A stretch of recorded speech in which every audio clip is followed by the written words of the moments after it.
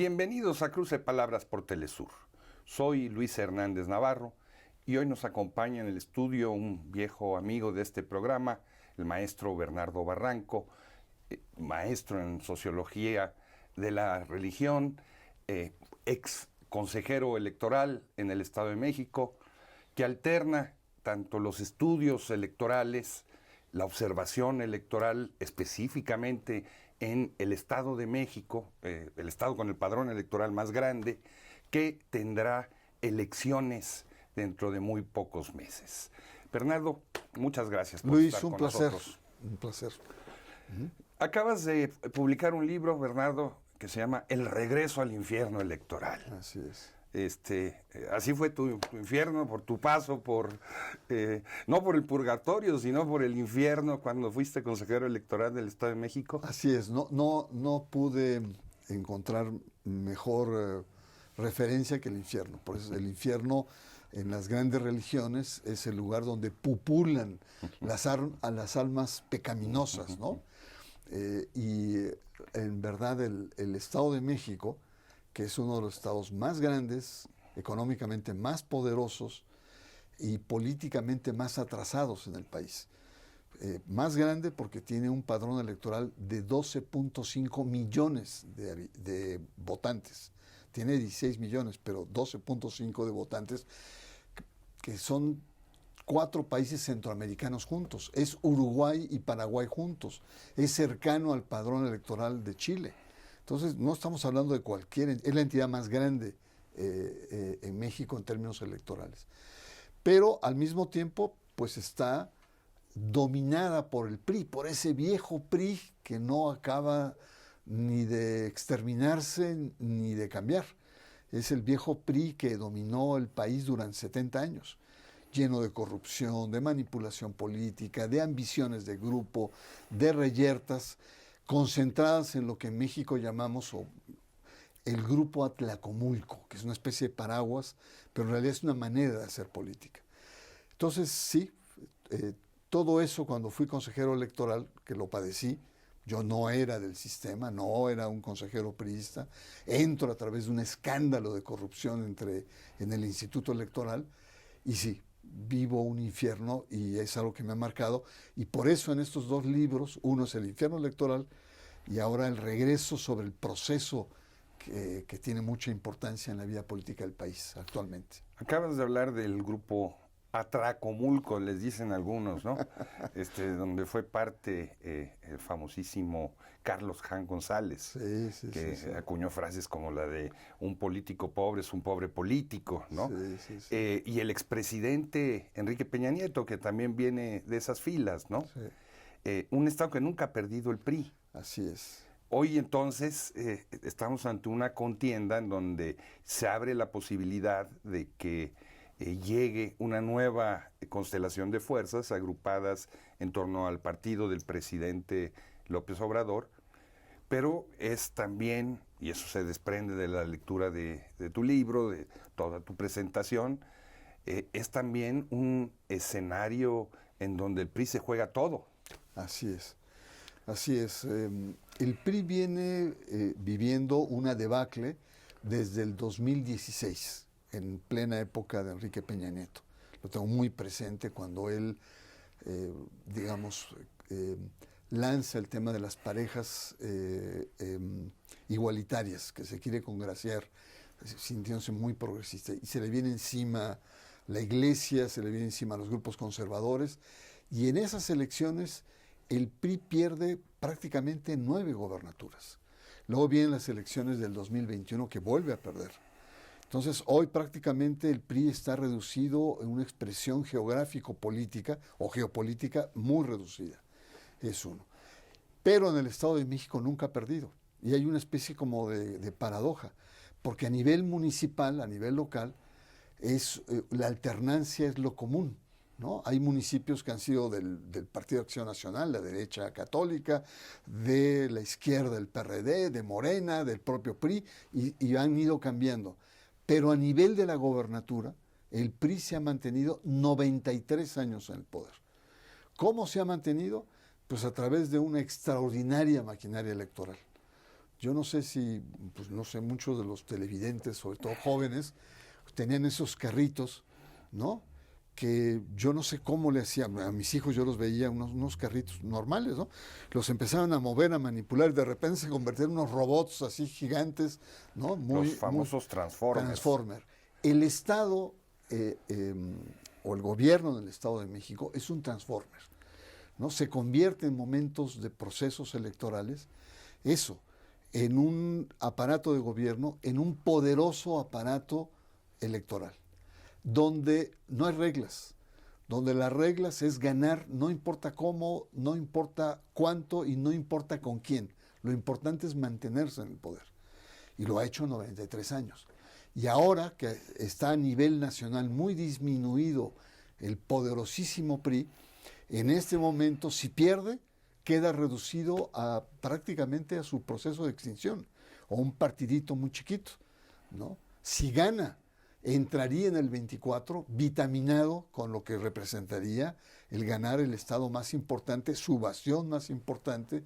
Así es que esta elección que se va a dar el 4 de junio de este año 2023 es parte del proceso electoral que vamos a vivir el año que entra y que ya lo estamos viviendo. En algunos de los comicios de los que hablabas hace un momento, en los que ha ganado Morena y ha perdido el PRI, con mucha regularidad, con candidatos que vienen también del PRI, no es que sean viejos militantes de la izquierda que hayan triunfado, pero el caso es que diera la impresión de que los gobernadores priistas que estaban en esos estados allanaron el camino para que hubiera allí un recambio. Uh-huh.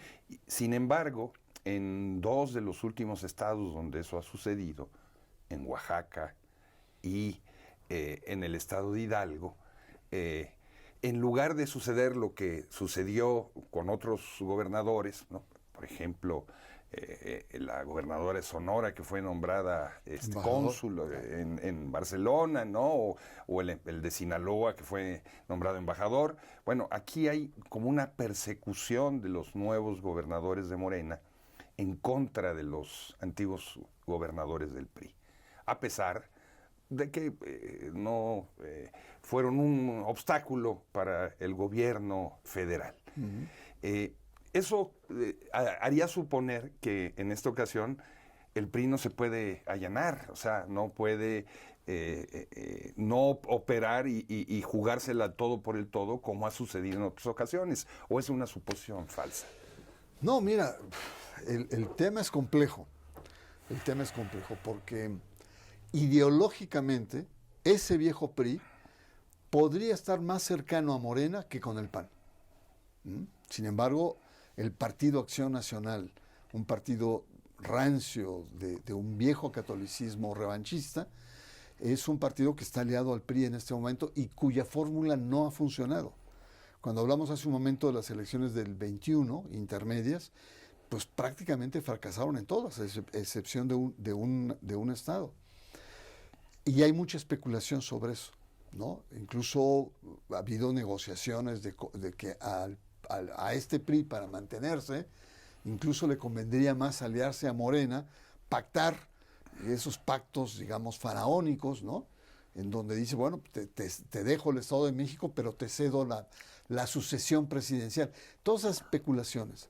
Pero el hecho es que tenemos un gobernador en el Estado de México que es un gobernador en forma típicamente de este grupo Atlacomulco, ¿no? Exquisito en formas, ¿no? Elegante, muy bien, pero es un mustio, porque lleva muy buena relación con el presidente, se lleva bien con todos, él jura que es neutral, pero sigue dando el programa social que en el Estado de México se llama el programa Rosa. La famosa tarjeta rosa. La tarjeta rosa, que es un apoyo bimensual a las mujeres, pero que es más que un apoyo, es una militancia, es un acercamiento a un tipo de militancia.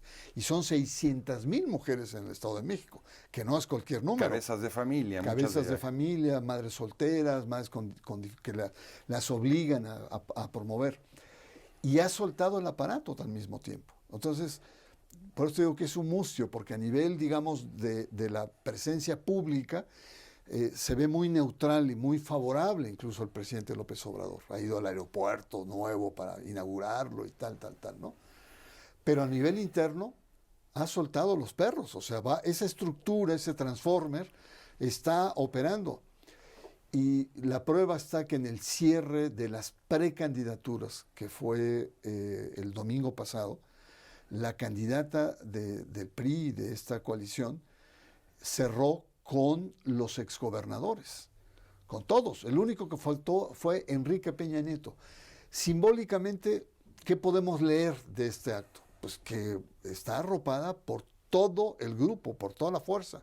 No estuvo el gobernador actual, que tiene otro rol, otro juego, pero que es muy distinto al que otros que realmente pues, no dejaron echar a andar la maquinaria y dejaron que las cosas fluyeran.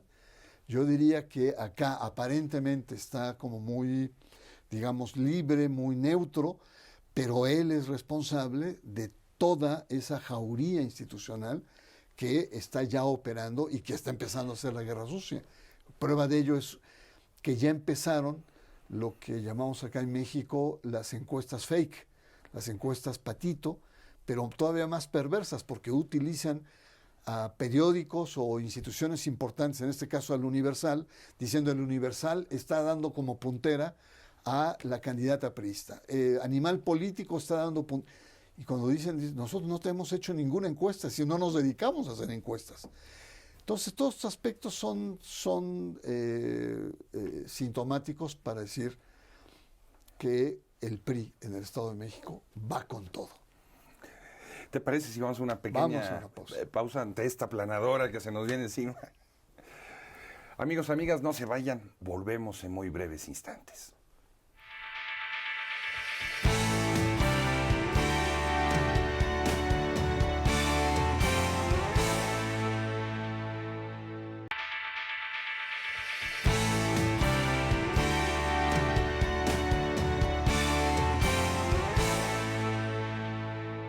Estamos ya de vuelta en este cruce de palabras conversando con el maestro Bernardo Barranco sobre su último libro, El regreso al infierno electoral, y sobre las elecciones en el Estado de México, la entidad federativa más importante desde el punto de vista de su padrón en México. Bernardo, has platicado un poco sobre la candidata de el PRI y la maquinaria electoral del PRI. Del otro lado, vamos a dejar de fuera al candidato del Movimiento Ciudadano, que fue un alcalde interesante en algún momento, pero que no tiene vela en este entierro prácticamente, ¿no? Pero tenemos una coalición, Morena, Partido del Trabajo, Partido Verde, también con una mujer, que pertenece a un grupo político dentro del Estado de México, el Grupo Texcoco, donde otros dos aspirantes a ser gobernador quedaron fuera, aunque hayan sido incorporados en su trabajo. ¿Qué tan unificado llega este Grupo Texcoco desde tu punto de vista y esta coalición a las elecciones? Pues le costó trabajo, Le costó trabajo porque hubo una lucha interna por decantarse como candidatos, dos hombres experimentados frente a Delfina, que ya había sido candidata en el 2017 y que por tanto, hay que decirlo, ella y Morena ganaron las elecciones en el Estado de México, ¿no? Tuvo más votos ella hace 6 años. Hace 6 años por el Morena que el actual gobernador. El actual gobernador gana con la alianza que tuvo con dos partidos que sería el Verde Ecologista, Encuentro Social, que ya desapareció, y Nueva Alianza, que está en vía de desaparición. Ese plus le dio un 3% más, con el cual se constituye como ganador. Pero en realidad, en términos de partidos, al PRI en ese momento y ahora no le alcanza para ganarle a Morena. ¿Qué pasa ahora? Morena está con más experiencia, ha consolidado más, digamos, un movimiento. No podemos decir que sea un partido de cuadros, pero sí tiene simpatizantes, adherentes, votantes, ¿no? Fuertes y a nivel respetable. Este grupo, después de haberse, este grupo Texcoco, después de haber electo a Delfina Gómez como su candidata, hubo señales de rebeldía, sobre todo de Higinio Martínez, ¿no? El hombre del aparato y de los grandes movimientos. Y de los grandes acuerdos con el sistema, ¿no? También. Un mediador. No por nada tenía un mote, que era Higinio, él se llama Higinio Martínez, ¿no? Y entonces en la farándula política le decían Higinio, Priginio Martínez, por las concesiones, los arreglos, etc. Bueno, no quedaron, pero felizmente lograron otra vez articularse y conjugarse. De manera más decidida está Horacio Duarte, que es el coordinador de campaña. Pero lo importante acá... Director de aduanas hasta hace poco. Hasta hace poco, miembro de la burocracia de la Cuarta Transformación. Pero lo importante en esto es que las narrativas electorales son muy distintas, ¿no? Y en esa narrativa, Morena tiene una ligera ventaja. ¿Por qué tiene una ligera ventaja? Porque está planteando que ha habido 100 años de oscuridad en el Estado de México, al no haber alternancia. Ha habido 100 años de corrupción, ¿no? De saqueo de una élite política que incluso se ha convertido en una dinastía, ¿no?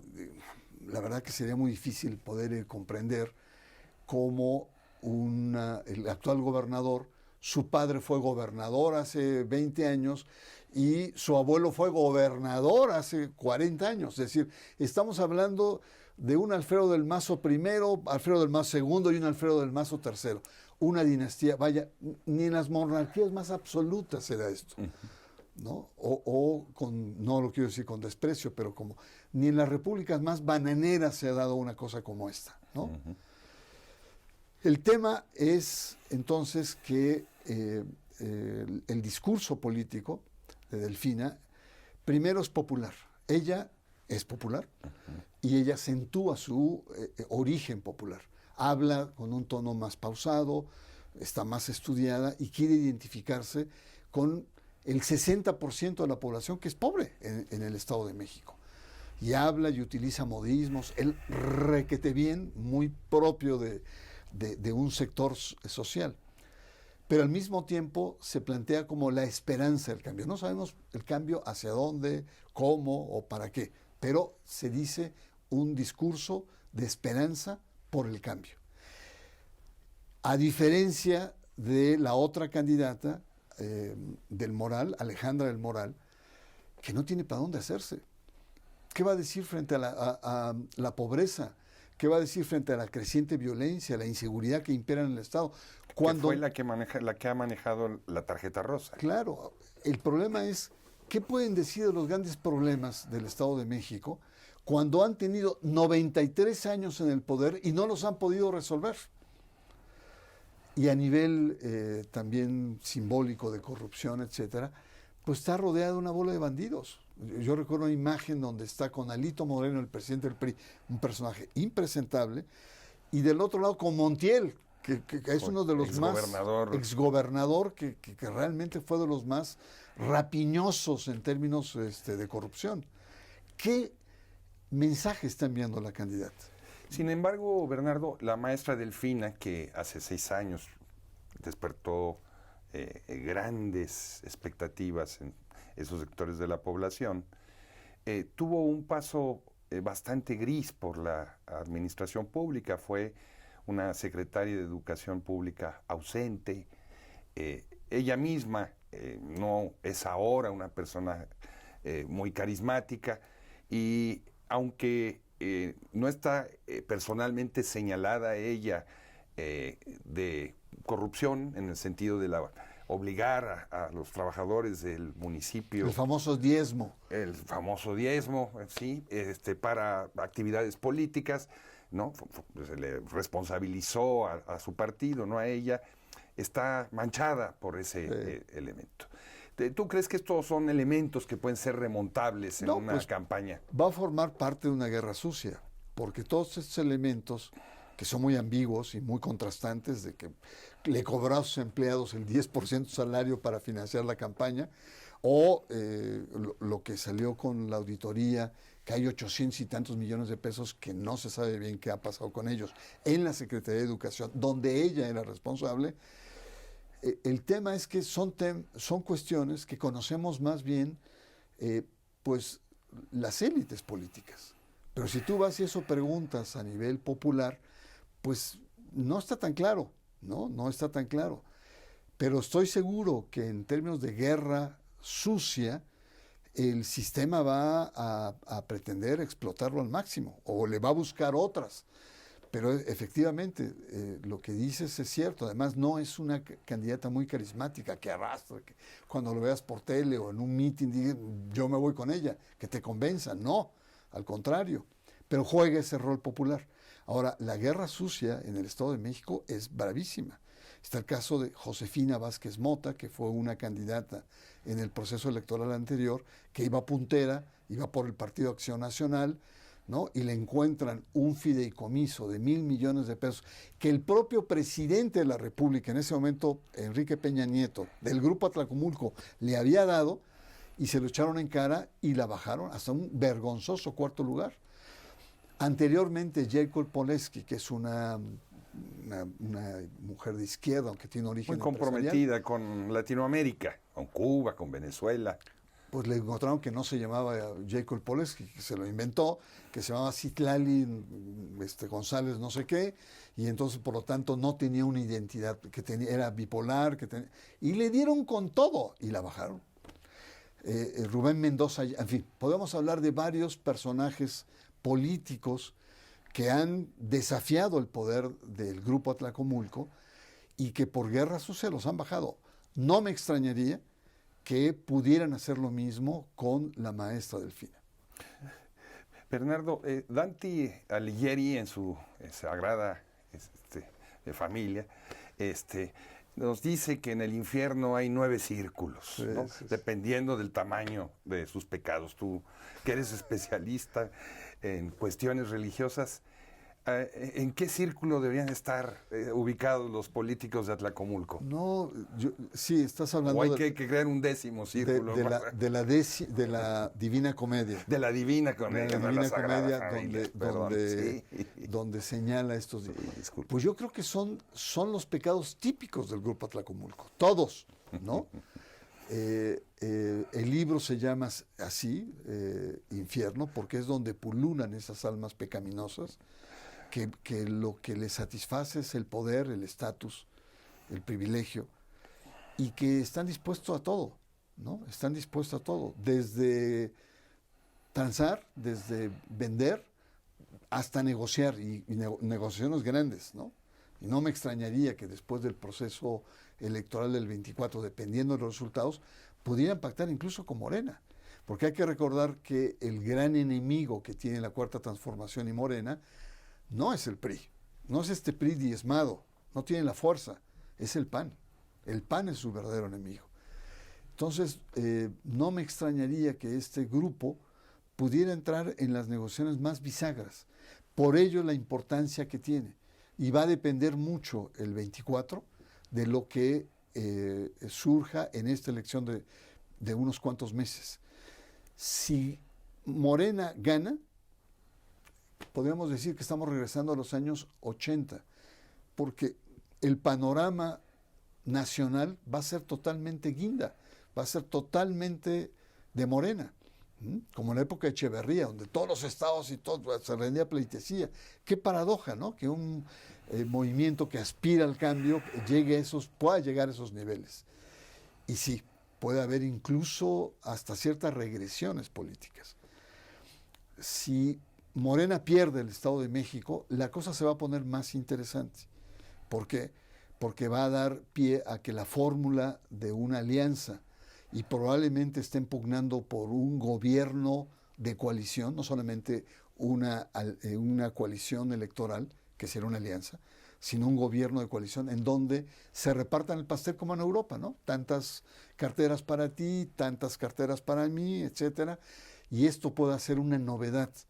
Así es que yo pienso que estas elecciones son como una moneda al aire en este momento, ¿no? En esta alianza del PRI con el PAN, El PAN tenía también candidatos fuertes y sin embargo cedió la candidatura a la gobernatura. ¿A cambio de qué? Pues precisamente de reformar una constitución y crear una fórmula de gobierno de coalición, en donde cuando registraron ante el Instituto Electoral la coalición, entregaron un sobre sellado y cerrado diciendo la división que van a tener de carteras. Es un misterio, pero está en falta de transparencia también, ¿no? No sabemos cuándo le va a tocar al PRD, que chiquitito y que a veces es medio ninguneado.